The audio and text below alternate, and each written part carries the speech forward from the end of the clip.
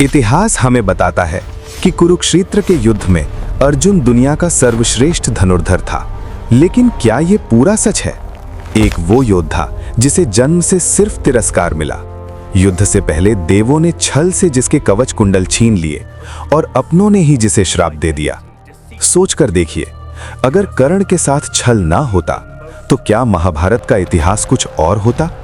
आज के इस वीडियो में हम जानेंगे कर्ण और अर्जुन की दुश्मनी का वो सच जो शायद आपको कभी नहीं बताया गया।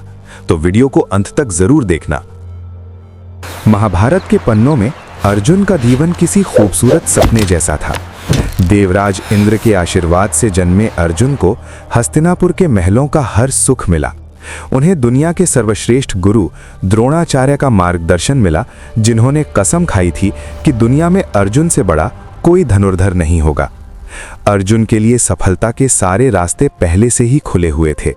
लेकिन वहीं दूसरी तरफ था एक ऐसा योद्धा जिसका जन्म तो एक राजकुमार के रूप में हुआ, लेकिन नियति यानी डेस्टिनी ने उसे एक सूत पुत्र यानी रथ हाँकने वाले का बेटा बना दिया, कर्ण।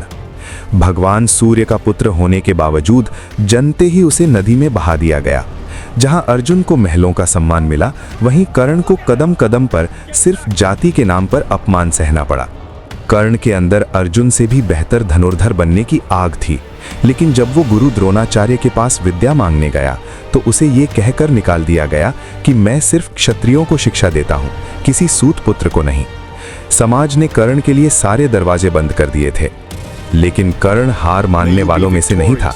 उसने भेष बदला और भगवान परशुराम के पास जा पहुंचा। अपनी लगन और मेहनत से कर्ण ने वो सारे दिव्यास्त्र हासिल कर लिए जो अर्जुन के पास भी नहीं थे।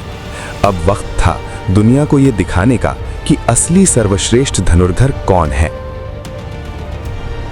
हस्तिनापुर की वो विशाल रंगभूमि जहां कुरुवंश के राजकुमार अपनी विद्या का प्रदर्शन कर रहे थे। अर्जुन ने अपने बाणों से ऐसे ऐसे चमत्कार दिखाए कि पूरी सभा हैरान रह गई।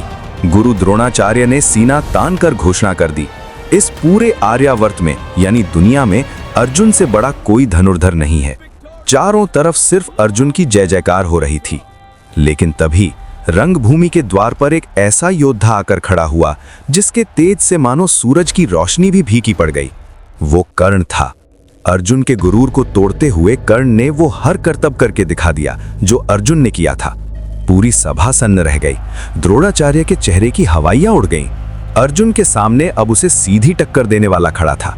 कर्ण ने सीधा अर्जुन को युद्ध की चुनौती दे डाली, लेकिन इससे पहले कि दोनों के तीर टकराते कृपाचार्य बीच में आ गए। उन्होंने वो सवाल पूछ लिया जिसने एक बार फिर कर्ण को उसकी औकात याद दिला दी। राजकुमारों से लड़ने का अधिकार सिर्फ एक राजा को है। सूतपुत्र, तुम किस राज्य के राजा हो? पूरी सभा कर्ण पर हंसने लगी। उसकी सारी विद्या, सारी मेहनत सिर्फ उसकी जाति के आगे हार गई थी। लेकिन तभी भीड़ से एक आवाज आई। दुर्योधन आगे बढ़ा। उसने उसी पल भरी सभा में कर्ण को अंग देश का राजा घोषित कर दिया और उसे अपना मुकुट पहना दिया।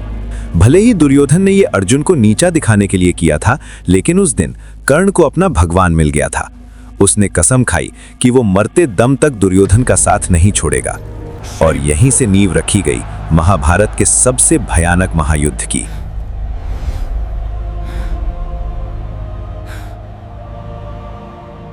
कर्ण की किस्मत ने उसके साथ कभी न्याय नहीं किया।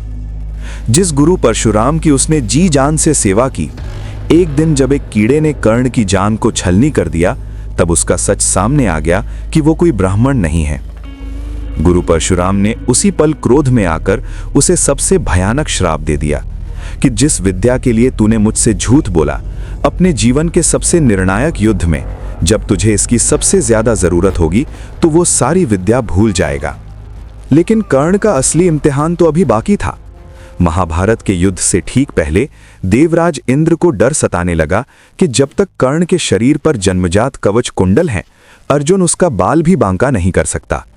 इसलिए इंद्र एक गरीब ब्राह्मण का भेष धर कर आए और दान में कर्ण के प्राण मांग लिए।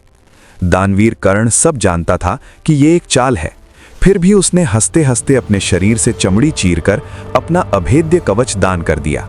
कर्ण को कमजोर करने की साजिशें यहीं नहीं रुकीं। रात के अंधेरे में उसकी सगी मां माता कुंती उसके पास आईं। उन्होंने रोते हुए कर्ण से अपने 5 पांडव बेटों की जान की भीख मांगी। जिस मां ने उसे जन्मते ही त्याग दिया था, कर्ण ने उसे भी खाली हाथ नहीं जाने दिया।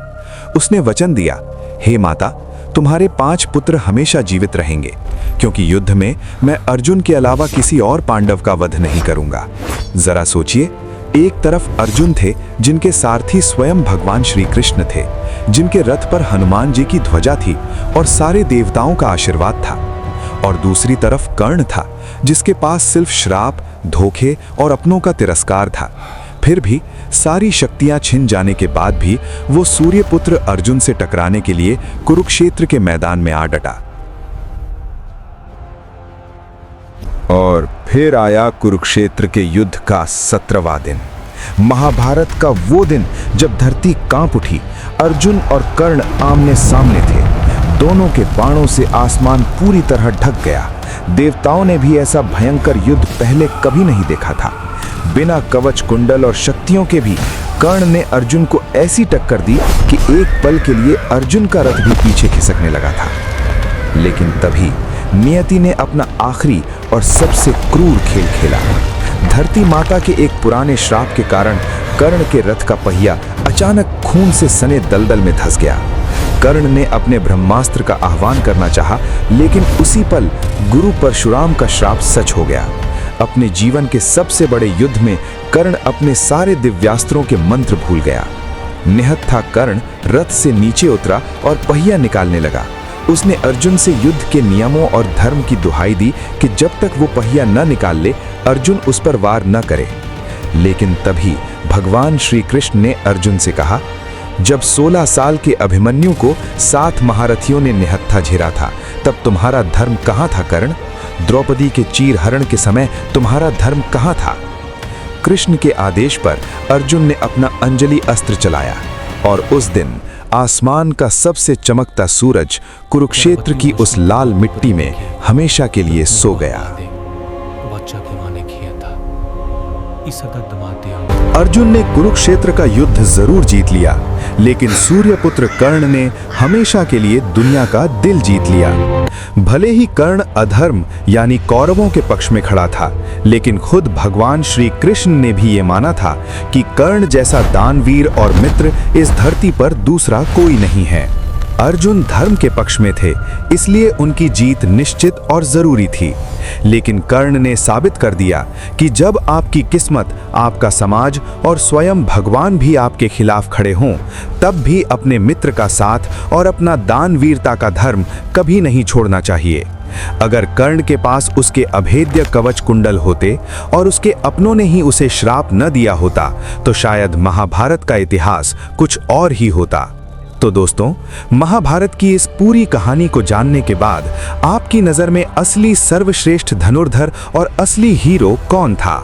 अपना जवाब अभी कमेंट्स में लिखकर बताइए। टाइप करें कर्ण या अर्जुन।